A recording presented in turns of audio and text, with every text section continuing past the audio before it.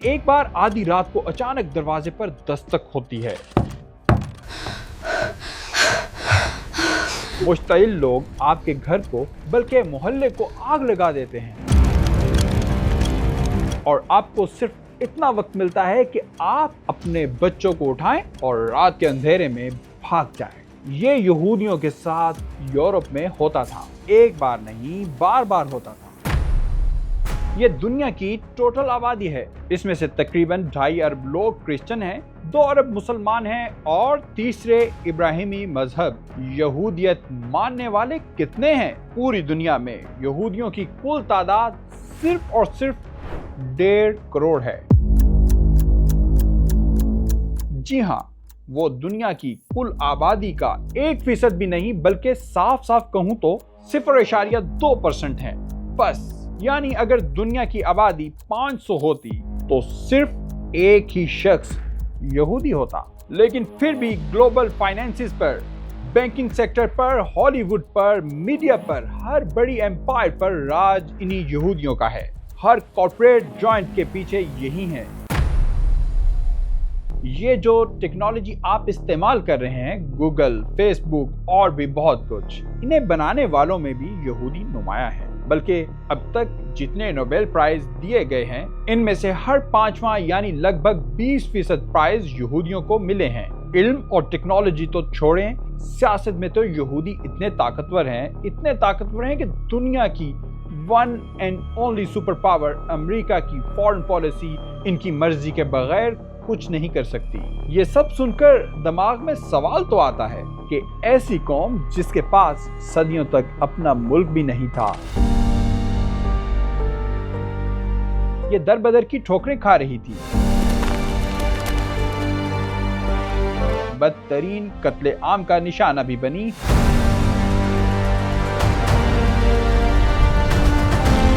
لیکن دنیا پر راج کر رہی ہے کیسے؟ آخر یہودیوں کی طاقت اور ان کے سروائیول کا راز کیا ہے؟ اور ہاں، سب سے اہم سوال کہ یہودیت اور صہیونیت میں فرق کیا ہے؟ کیا ہر یہودی صہیونی ہے؟ ہر یہودی اسرائیل کا حامی ہے یا کہانی کچھ اور ہے؟ The protest is about the Zionist state and the Zionist ideology in general. آئیں زاویہ پر جانتے ہیں آج کے سب سے بڑے سوال کا جواب، آخر یہودی کون ہیں اور دنیا پر راج کیسے کر رہے ہیں؟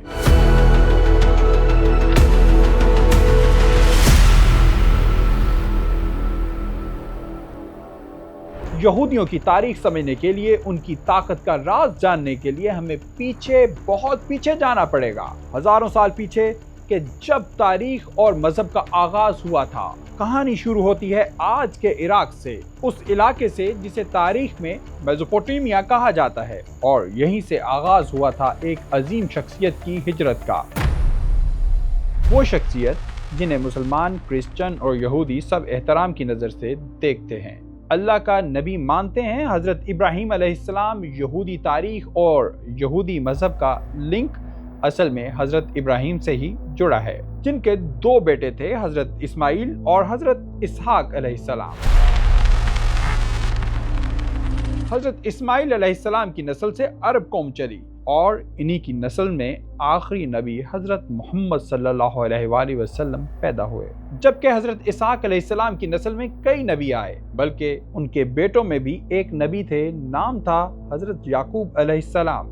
اب یہاں ذرا غور سے سنیے گا، حضرت یعقوب علیہ السلام کا ایک اور نام بھی تھا، یا ان کا لقب تھا اسرائیل، جس کا مطلب ہے اللہ کا بندہ، یا وہ جو اللہ کے راستے پر چلے۔ انہی حضرت یعقوب یعنی اسرائیل کے 12 بیٹے تھے، اور انہی کی نسلیں آگے چل کر بنی اسرائیل کہلائیں، یعنی چلڈرن آف اسرائیل۔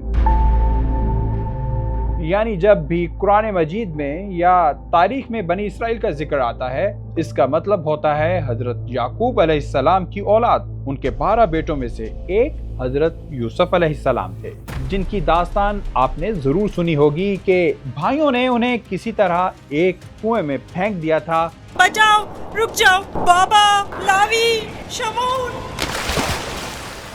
جہاں سے کچھ لوگوں نے انہیں نکالا اور مصر میں غلام بنا کر بھیج دیا۔ مصر میں حضرت یوسف کو اللہ نے آزمائشوں میں بھی مبتلا کیا اور پھر عالی شان مقام بھی عطا کیا۔ اور بالآخر انہی کی وجہ سے تمام بنی اسرائیل حضرت یعقوب علیہ السلام کی اولاد بھی مصر آ گئی۔ شروع میں تو بنی اسرائیل کو مصر میں بہت عزت اور احترام ملا، لیکن وقت کے ساتھ ساتھ ان کی بڑھتی ہوئی تعداد کی وجہ سے مصر کے فرعونوں کو اس قوم سے خطرہ محسوس ہونے لگا اور انہوں نے پوری قوم کو غلام بنا لیا۔ صدیوں تک بنی اسرائیل مصر میں سخت غلامی، ظلم اور ذلت کی چکی میں پستے رہے، یہاں تک کہ اللہ نے ان کی رہنمائی کے لیے انہی کی قوم میں ایک عظیم نبی کو بھیجا، حضرت موسیٰ علیہ السلام۔ یہودیت کی تاریخ کا سب سے بڑا اور فیصلہ کن موڑ وہی تھا جب حضرت موسیٰ علیہ السلام نے بنی اسرائیل کو فرعون کی غلامی سے نجات دلائی اور انہیں مصر سے نکال کر اپنے آبائی وطن کی طرف لے کر نکل پڑے۔ اس واقعے کو تاریخ میں ایکسیڈس کہا جاتا ہے، یعنی خروج، اور آج بھی یہودی اسے پاس اوور کے تہوار کے طور پر مناتے ہیں۔ یہ تہوار اس لیے منایا جاتا ہے کہ یہودی عقیدے کے مطابق اللہ نے بنی اسرائیل کو مصر کی غلامی اور فرعون کے ظلم سے نجات دی تھی۔ ان کے مطابق اسی رات ایک عذاب آیا تھا جو ان کے گھروں کو پاس اوور کر گیا، جن پر نشانی موجود تھی۔ اسی نسبت سے اسی تہوار کا نام پاس اوور رکھا گیا۔ پاس اوور کی عبرانی ہیبرو میں تلفظ پیساخ ہے۔ بنی اسرائیل اب اپنی سرزمین کنعان کی طرف رواں تھے، یعنی موجودہ فلسطین کی طرف، لیکن کئی سال تک سائنائی یعنی صحرائے سینا میں بھٹکتے رہے، اور یہیں پر کوہ طور پر وہ واقعہ پیش آیا جس نے ان کی پوری نفسیات، ان کا مذہب اور ان کا مستقبل ہمیشہ کے لیے بدل دیا۔ حضرت موسیٰ علیہ السلام کو اللہ کی طرف سے شریعت ملی اور ان پر تورات نازل ہوئی اور وہ احکامات ملے جنہیں 10 کمانڈمنٹس کہا جاتا ہے۔ اسی صحرا میں خدا نے بنی اسرائیل کے ساتھ ایک عہد بھی کیا، اور اسی عہد سے ان کے مذہب میں ایک تصور نے جنم لیا جو آج تک ان کی طاقت اور ان کے غرور کا مرکز ہے۔ وہ تصور ہے The Chosen People، یعنی خدا کی منتخب قوم۔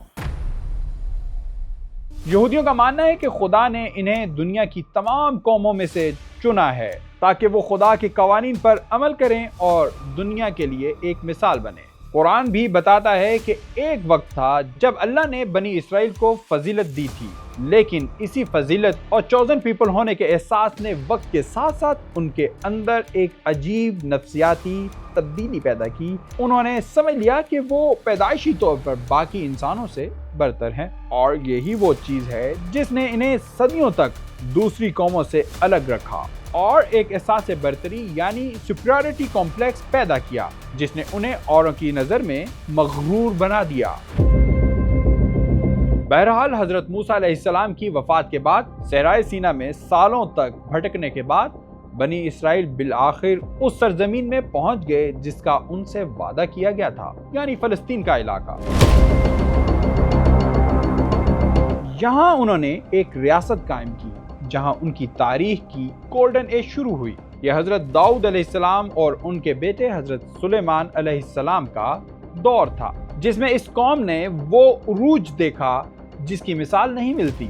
حضرت سلیمان علیہ السلام نے یروشلم میں ایک عظیم الشان عبادت گاہ تعمیر کی جسے ہیکل سلیمانی یا دا فرسٹ ٹیمپل کہا جاتا ہے۔ یہودی عقیدے کے مطابق یہ ہیکل صرف ایک عبادت گاہ نہیں تھی بلکہ زمین پر خدا کا گھر تھا۔ ان کی پوری مذہبی، سیاسی اور سماجی زندگی اس ایک عمارت کے گرد گھومتی تھی۔ جب تک یہ ہیکل قائم تھا بنی اسرائیل کو لگتا تھا خدا ان کے ساتھ ہے اور انہیں کوئی نہیں ہرا سکتا، اور قرآن بھی بتاتا ہے اور ان کی اپنی تاریخ بھی کہ طاقت اور دولت کے نشے میں وہ خدا کے احکامات بھول گئے اور پھر ان پر پہلا اور خوفناک وار ہوا۔ سال 586 قبل مسیح یعنی آج سے کوئی 2300 سال پہلے موجودہ عراق کے علاقے سے بابل کا ایک ظالم بادشاہ بنی اسرائیل پر حملہ آور ہوا۔ نام تھا بخت نصر۔ اس نے یروشلم کی اینٹ سے اینٹ بجا دی، یہودیوں کے مقدس ترین مقام ہیکل سلیمانی کو جلا کر راکھ کر دیا۔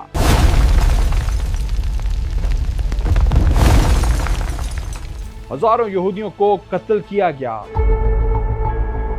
और जो बच गए उन्हें जंजीरों में जकड़कर गुलाम बनाकर सैकड़ों मील दूर बाबुल ले जाया गया। बनी इसराइल एक मर्तबा फिर गुलाम बन गए,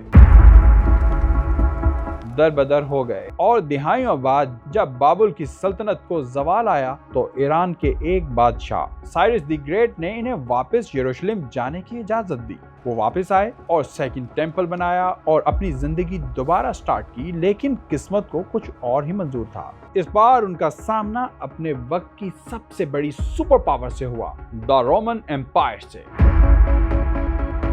रोमन्स ने फलस्तीन पर कब्जा कर लिया।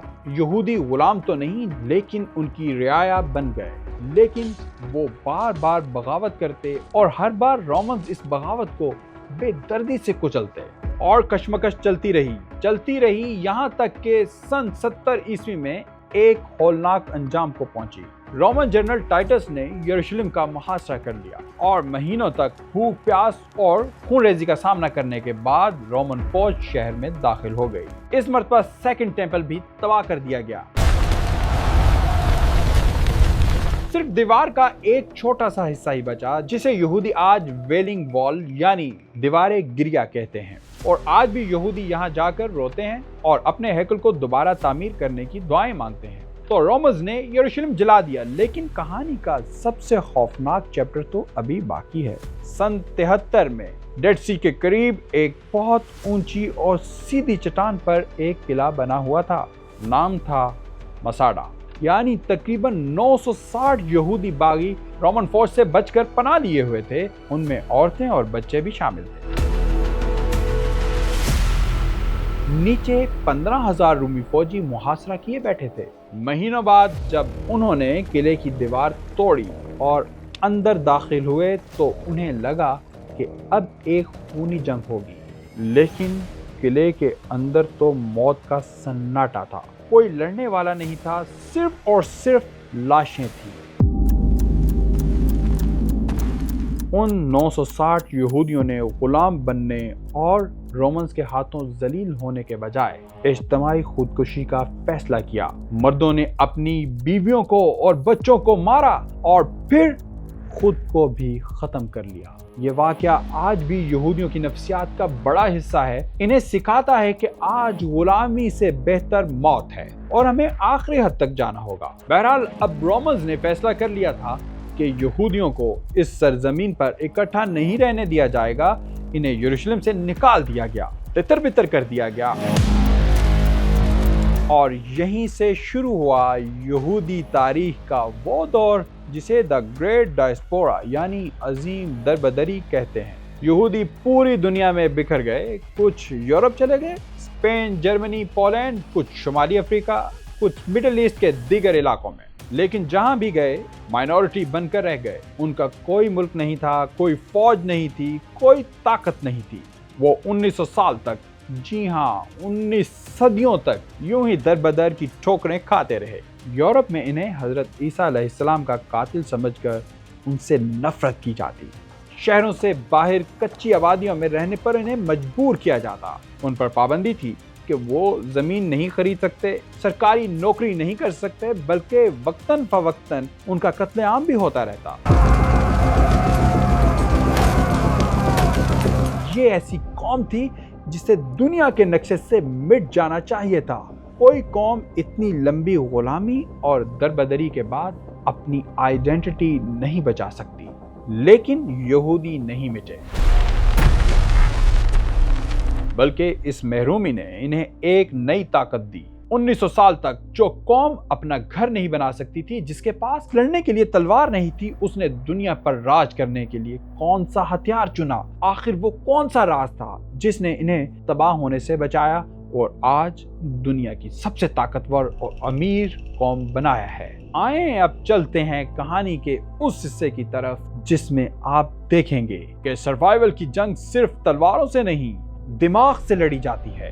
1900 साल की दरबदरी के बाद कोई आम कौम होती तो तारीख के सफात से मिट चुकी होती, और ऐसी कौमें बिखरी पड़ी हैं जिनका वजूद चंद सदियों में ही खत्म हो गया। यहूदियों के पास न अपनी जमीन थी, न फौज, اور نہ ہی اپنی حفاظت کا کوئی طریقہ۔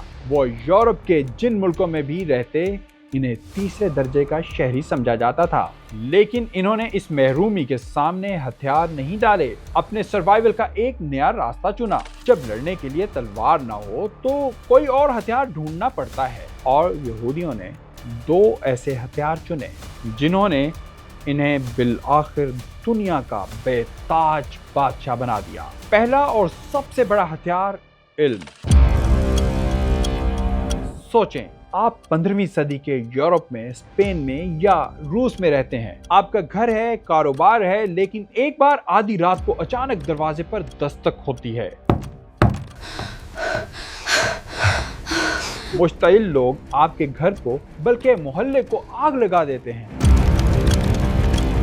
اور آپ کو صرف اتنا وقت ملتا ہے کہ آپ اپنے بچوں کو اٹھائیں اور رات کے اندھیرے میں بھاگ جائیں۔ یہ یہودیوں کے ساتھ یورپ میں ہوتا تھا، ایک بار نہیں بار بار ہوتا تھا۔ کبھی وہ اسپین سے نکالے گئے، کبھی انگلینڈ سے، کبھی روس کے پوگرومز کا شکار ہوئے۔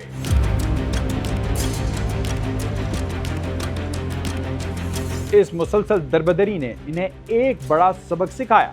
زمین خریدو گے تو چھین لی جائے گی، مکان بناؤ گے تو جلا دیا جائے گا۔ اگر بچنا ہے تو وہ چیزیں جمع کرو جنہیں تم رات کے اندھیرے میں اپنے ساتھ لے کر بھاگ سکو۔ اور وہ 2 چیزیں کیا تھیں؟ سونا جسے جیب میں چھپایا جا سکے، اور علم جسے کوئی آپ سے چھین نہ سکے۔ یہودیوں کی آج کی طاقت اصل میں ان کی صدیوں پرانی انسیکیورٹی کا نتیجہ ہے۔ تو یہودی عالموں نے کہا، ہمارا ٹیمپل تباہ ہو گیا ہے، لیکن ہماری کتاب زندہ ہے، اب سے ہمارا ٹیمپل ہمارا علم ہوگا۔ انہوں نے ہر یہودی باپ پر فرض کر دیا کہ وہ اپنے بیٹے کو پڑھانا لکھانا سکھائے گا۔ اگر کوئی گاؤں اپنے بچوں کے لیے تعلیمی ادارہ نہیں بناتا تھا تو اسے یہودی کمیونٹی سے نکال دیا جاتا تھا۔ ذرا سوچیں، ایک ایسے دور میں جب یورپ کے بڑے بڑے بادشاہ بھی انگوٹھا لگاتے تھے، تب یہودیوں کا ہر بچہ چاہے وہ کتنا ہی غریب کیوں نہ ہو، پڑھنا لکھنا جانتا تھا۔ انہوں نے اپنی ذہانت کو اپنے سروائیول کا واحد ذریعہ بنا لیا، اور آج ہم اسی 2000 سال کی انویسٹمنٹ کا نتیجہ دیکھ رہے ہیں۔ ہم دیکھ رہے ہیں کہ دنیا بھر میں جتنے نوبیل پرائز ملے ہیں ان میں سے 20% سے زیادہ حصہ صرف یہودیوں کو ملا، حالانکہ وہ دنیا کی آبادی کا 1% بھی نہیں۔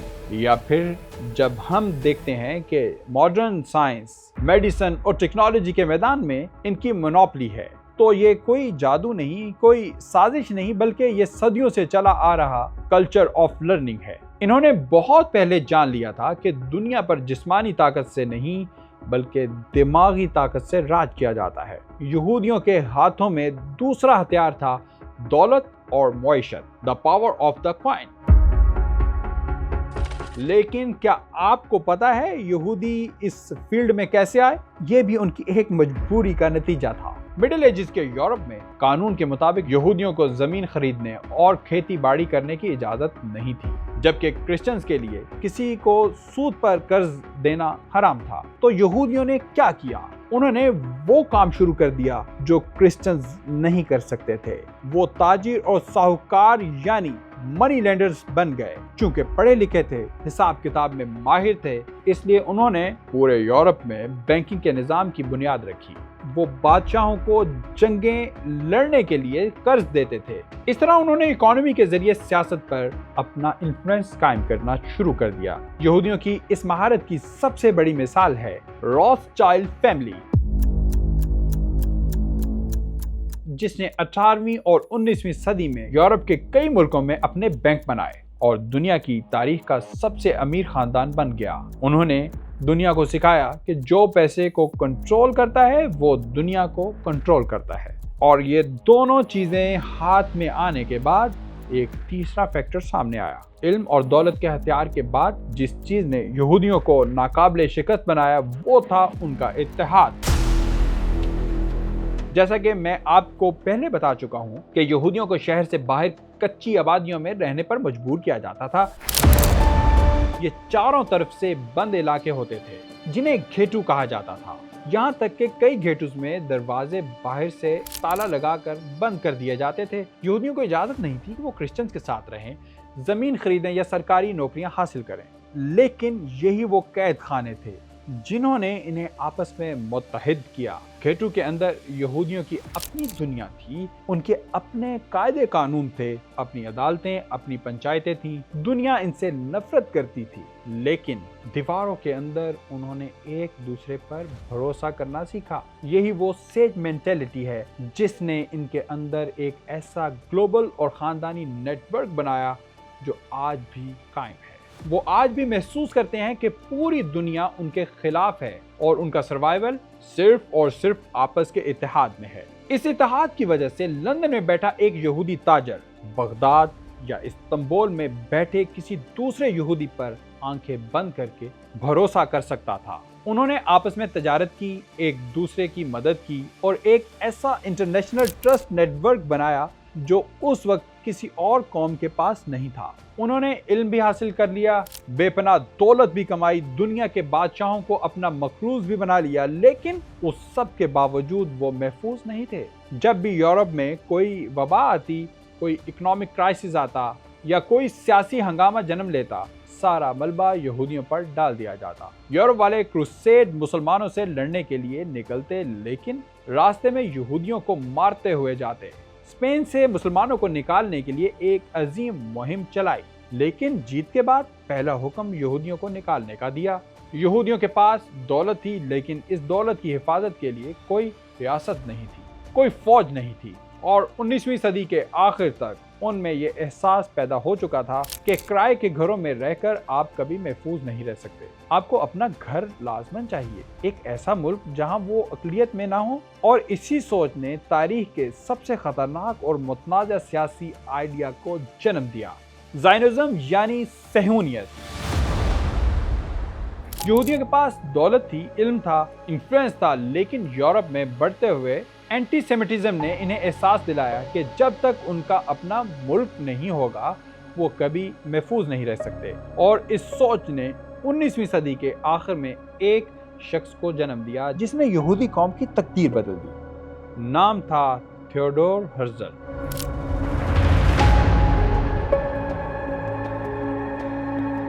آپ کو شاید جان کر حیرت ہوگی کہ ہرزل کوئی مذہبی عالم نہیں تھا، بلکہ وہ تو ایک سیکولر بندہ تھا، صحافی تھا، اور شاید ہی کبھی عبادت کے لیے یہودی سیناگوگ جاتا ہو، لیکن وہی تھا جس نے 1897 میں ایک نظریہ پیش کیا، ایک سیاسی تحریک شروع کی جس کا نام تھا زائنزم یعنی صہیونیت۔ اس کا بنیادی مقصد صرف ایک ہی تھا، دنیا بھر کے یہودیوں کو اکٹھا کر کے فلسطین کی سرزمین پر ان کی ایک آزاد اور خود مختار قومی ریاست بنانا۔ یہاں ایک منٹ رکیں، کیونکہ یہی وہ جگہ ہے جہاں لوگوں سے ایک غلطی ہوتی ہے، یہ کہ وہ یہودیت اور صہیونیت کو ایک ہی چیز سمجھ لیتے ہیں۔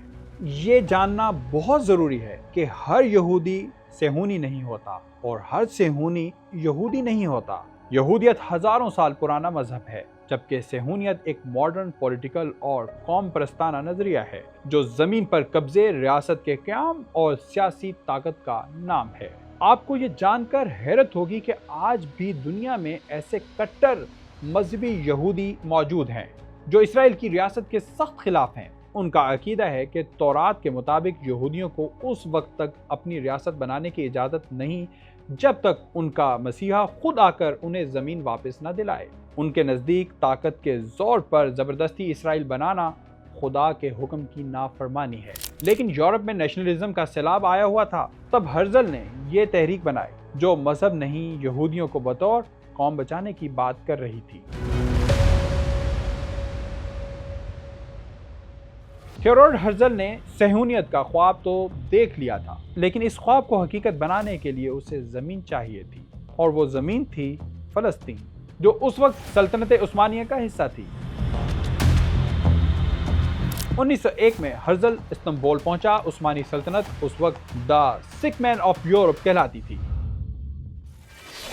غیر ملکی قرضوں میں دبی ہوئی تھی، اس لیے ہرزل نے خلیفہ سلطان عبدالحمید ثانی کو ایک ایسی آفر کی جو ان کی ڈوبتی ہوئی سلطنت کو بچا سکتی تھی۔ اس نے کہا، ہم یورپ کے یہودی آپ کی سلطنت کا سارا قرضہ اتار دیں گے، بس بدلے میں ہمیں فلسطین اور یہودیوں کو بسانے اور ایک خود مختار ریاست بنانے کی اجازت دی جائے۔ لیکن سلطان نے وہ تاریخی جواب دیا جو آج بھی ہر مسلمان کا سینہ فخر سے چوڑا کر دیتا ہے۔ انہوں نے کہا، میں فلسطین کی زمین کا 1 انچ بھی نہیں بیچ سکتا، کیونکہ یہ زمین میری نہیں امت کی ہے۔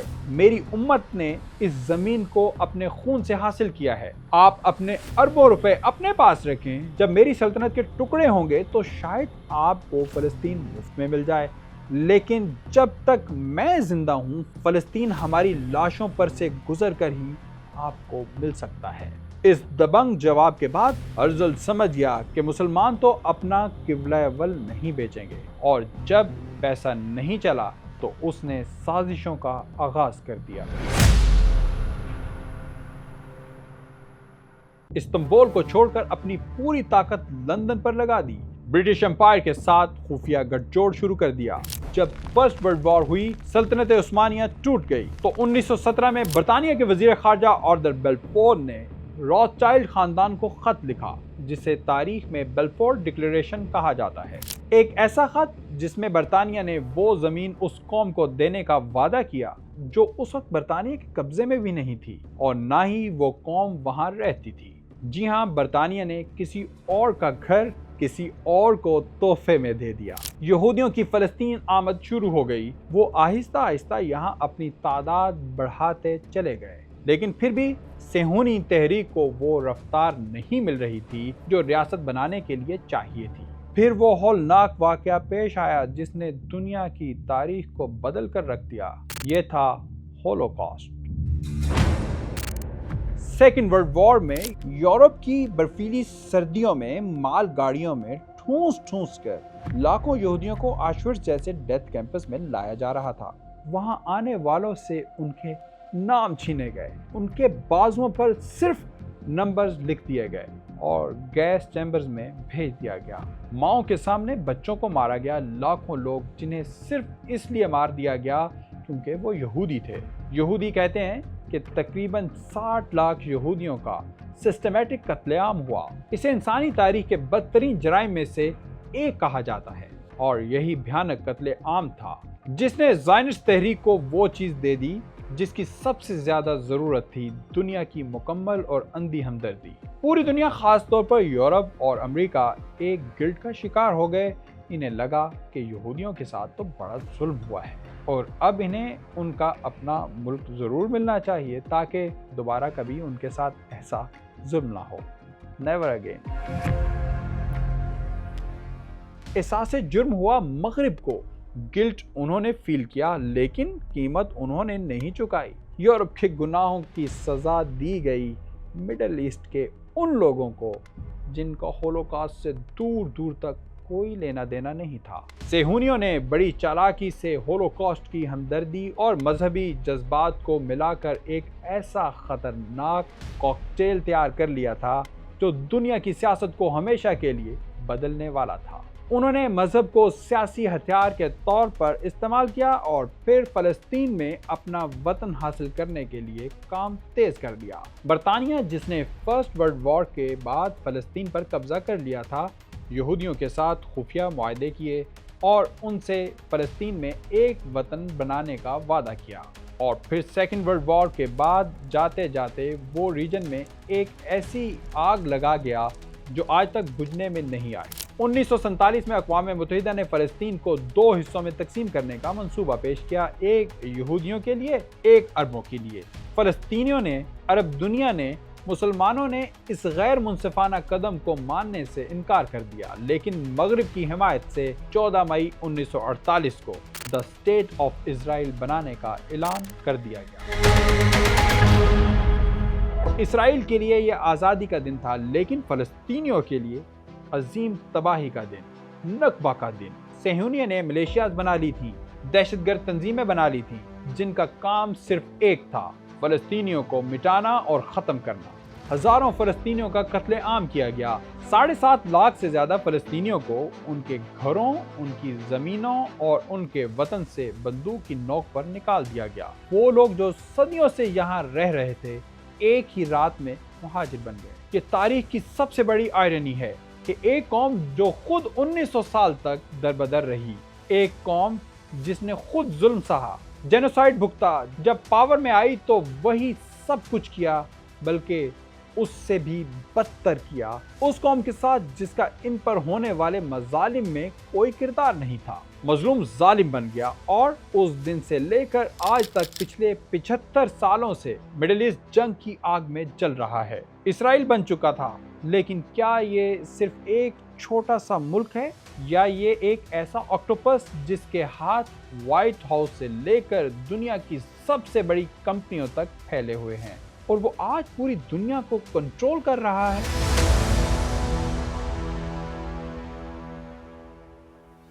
मिडिल ईस्ट के नक्शे पर ये छोटा सा मुल्क देखें। इसराइल, इसकी आबादी मुश्किल से कोई 90 लाख है, यानी 1 करोड़ भी नहीं, लेकिन इसकी असल ताकत सरहदों के अंदर नहीं बल्कि बाहर हजारों मील दूर दुनिया की सबसे बड़ी सुपर पावर के कैपिटल वाशिंगटन डीसी में बैठी है। लोग अक्सर कहते हैं कि यहूदी दुनिया को कंट्रोल करते हैं। ये कोई जादू या कोई साजिश नहीं है, ये एक बहुत ही ऑर्गेनाइज, बड़ी ही मेहनत से की गई सियासी लॉबिंग का नतीजा है। अमेरिका में एपेक यानी the American Israel public affairs committee जैसी तंजीमें हैं जो इतनी ताकतवर है कि अमेरिका की फॉरेन पॉलिसी उनकी मर्जी के बगैर मिडिल ईस्ट में एक कदम नहीं उठा सकती। वो अमेरिकी इलेक्शन में अरबों डॉलर्स लगाती हैं, अपने हामी सियासतदानों को जितवाती हैं और मुखालिफिन को हराती हैं, चाहे डेमोक्रेट हों या रिपब्लिकन। अमेरिकी पॉलिटिशियंस को अच्छी तरह पता है कि अगर इक़्तिदार में रहना है तो इन्हें इसराइल की हिमायत करनी होगी। ये है उनकी असल ताकत, सियासत, मीडिया और मईशत पर भरपूर कंट्रोल। इस बेपनाह आलमी ताकत, इस अंधी हिमायत का नतीजा क्या निकल रहा है कि 1948 का शुरू होने वाला नकबा आज भी ख़त्म नहीं हुआ। गजा पर वहशियाना बमबारी होती है, मीडिया से लेकर सोशल मीडिया तक ये कत्ले आम दुनिया देख रही है। मासूम बच्चों और औरतों का खून बह रहा है, लेकिन कोई कुछ नहीं कर सकता। सेहूनियत जो अपने लिए महफूज घर बनाने चली थी, अब एक अपार्थाइड और जेनोसाइड मशीन बन चुकी है। वो कौम जो कभी दुनिया से रहम की भीख मांगती थी, आज उसने रहम का मतलब ही भुला दिया है। आज का इसराइल चारों तरफ से दुश्मनों में घिरा हुआ है। ये अब मुल्क कम और एक फौजी छावनी जैसी रियासत ज्यादा बन गया है। वो कौम जो तकरीबन 2000 साल तक जंग और वायलेंस से दूर रही, जो सिर्फ कलम और पैसे के जोर पर जिंदा रही, आज वो दुनिया की सबसे बड़ी फौजी मशीनों में से एक है। क्या ये तब्दीली इनके सर्वाइवल की गारंटी दे सकती है या ये भी उनके अंदर के खौफ का नतीजा है? जो भी हो, गजा और फ़लस्तीन में तबाही और मिडिल ईस्ट में ना ख़त्म होने वाली जंग एक कड़वा सच सामने लाती है कि जिस कौम ने तारीख का सबसे बड़ा जुल्म होलोकॉस्ट सहा, जब खुद इक़्तिदार में आई तो साबित किया कि ये नारा सिर्फ उसके अपने लिए था। उसने अपने बचाव के लिए ऐसी दीवारें खड़ी कर दी हैं जिनके नीचे लाखों फ़लस्तीनी दफन हैं, जो माजी के सबसे बड़े मजलूम थे, आज के सबसे बड़े जालिम हैं। और वो इस लेवल पर पहुंच गए हैं कि अपने साथ पूरी दुनिया को तबाह करने का मंसूबा बना चुके हैं। यहूदियों की बल्कि इसराइल की असल ताकत सिर्फ अमेरिकी कांग्रेस या हॉलीवुड तक महदूद नहीं है। उनकी जेब में एक ऐसा हथियार मौजूद है जिसका वो कभी ऑफिशियली एतराफ़ नहीं करते, लेकिन पूरी दुनिया जानती है और उनसे खौफ खाती है। ये है एटम बम। एक कौम जो हजारों साल तक कटती और मरती रही, उसके ट्रॉमा ने उनकी नफ्सियात में ऐसा खौफ और ऐसा जुनून पैदा कर दिया कि वो अपने रीजन के वाहिद न्यूक्लियर पावर बन चुके हैं। आज इसराइल के पास सैकड़ों न्यूक्लियर वॉरहेड्स मौजूद हैं और उन हथियारों से भी ज़्यादा ख़तरनाक है उनकी मिलिट्री डॉक्ट्राइन, जिसे इंटरनेशनल रिलेशंस की दुनिया में द सैमसन ऑप्शन कहा जाता है। ये सैमसन कौन था? बाइबल का वो ताकतवर हीरो जिसे दुश्मनों ने पकड़कर एक सतून से बांध दिया था, तो उसने अपनी बची कुची और आखिरी ताकत इस्तेमाल करते हुए उन सतूनों को गिरा दिया, खुद भी मरा और अपने तमाम दुश्मनों को भी मलबे तले दफन कर दिया। यानी मैं मरूंगा तो तुम सबको लेकर मरूंगा। यही है इस्राइल का सैमसन ऑप्शन। ये दुनिया के लिए एक अनस्पोकन थ्रेट है, धमकी है। अगर कभी ऐसा वक्त आया कि हमें लगा हमारी रियासत खत्म होने वाली है और दुनिया ने हमें अकेला छोड़ दिया है, तो हम खामोशी से नहीं मरेंगे। हम अपने न्यूक्लियर मिसाइल लॉन्च कर देंगे और काहिरा, दमिश्क, ईरान बल्कि यूरोप और एशिया के बड़े शहरों को भी राख का ढेर बना देंगे। अगर इसराइल नहीं बचेगा तो ये दुनिया भी नहीं बचेगी। ये कोई आम स्ट्रेटजी नहीं, ये एक सदियों पुराने ट्रॉमा की पैदावार है। एक ऐसा जुनून है जो कहता है कि हमारे सर्वाइवल की कीमत पूरी दुनिया की तबाही है। यही वो जुनून है जिसकी वजह आज वो गजा में जो चाहें करें, मिडिल ईस्ट में जिसे चाहें तबाह करें। कोई सुपर पावर इन्हें रोकने की हिम्मत नहीं करती। वो जानते हैं कि एक पागल और खौफजदा इंसान के हाथ में मौजूद एटम बम कितना खतरनाक हो सकता है। यह है यहूदियों की 3000 साल तारीख, उनके उरूज की, उनके जवाल की, उनकी दरबदरी की और उनके दोबारा दुनिया पर छा जाने की कहानी। लेकिन इस पूरी कहानी में हमारे लिए यानी 2 अरब मुसलमानों के लिए एक सबक है। हम अक्सर जज्बात में आकर उन्हें कोसते हैं और उन पर लानत भेजते हैं और बस। लेकिन क्या कभी हमने सोचा है कि वो 0.2% होकर भी हम पर भारी क्यों है? क्योंकि इन्होंने जज्बातियत को नहीं, हकीकत पसंदी को चुना। उन्होंने अपने बच्चों को नारे लगाना नहीं सिखाया। उन्होंने इन्हें साइंसदान, डॉक्टर और इकोनॉमी का माहिर बनना सिखाया। उन्होंने दुनिया के बैंकों और टेक्नोलॉजी के मराकज़ पर कब्जा किया। उन्होंने अपने इख्तलाफात को भुलाकर पूरी दुनिया में अपना एक मजबूत नेटवर्क बनाया। उन्होंने जो भी बनाया उसका दिफा भी साथ साथ तैयार किया। हर किस्म का असलहा, मॉडर्न वेपन्स बनाए और अपनी हिफाजत के लिए तैयार रखे। और हम 2 अरब होकर भी 50 से ज्यादा ममालिक होने के बावजूद आज भी आपस में लड़ते रहते हैं, मसले की बुनियाद पर, जुबान की बुनियाद पर और सरहदों में बटे हुए हैं। हमारे पास वसाइल का समंदर है, लेकिन हम आज भी टेक्नोलॉजी के लिए और इल्म के लिए उनके मोहताज हैं। इस वीडियो का मकसद किसी जुल्म को जायज़ करार देना नहीं है, बल्कि एक हार्श रियलिटी आपके सामने लाना था कि दुनिया सिर्फ नारों, बद्दुआओं और रोने धोने से नहीं बदलती। दुनिया बदलती है इल्म से, मुआशी ताकत से, अपने दिफा की सलाहियत से और हाँ, इत्तेहाद से। जिस दिन 2 अरब मुसलमानों ने ये हथियार अपने हाथों में ले लिए, दुनिया का नक्शा उसी दिन बदल जाएगा। उस दिन गजा के बच्चों को किसी की मदद की भीख नहीं मांगनी पड़ेगी। याद रखें, तारीख का पहिया हमेशा घूमता रहता है। कोई भी ताकत, कोई भी सल्तनत हमेशा नहीं रहती। जब तक हम अपनी खामियों को दूर करके इल्म और ताकत के मैदान में अपना लोहा नहीं मनवाते, तब तक हम सिर्फ तारीख के उस पहिए तले कुचले जाते रहेंगे।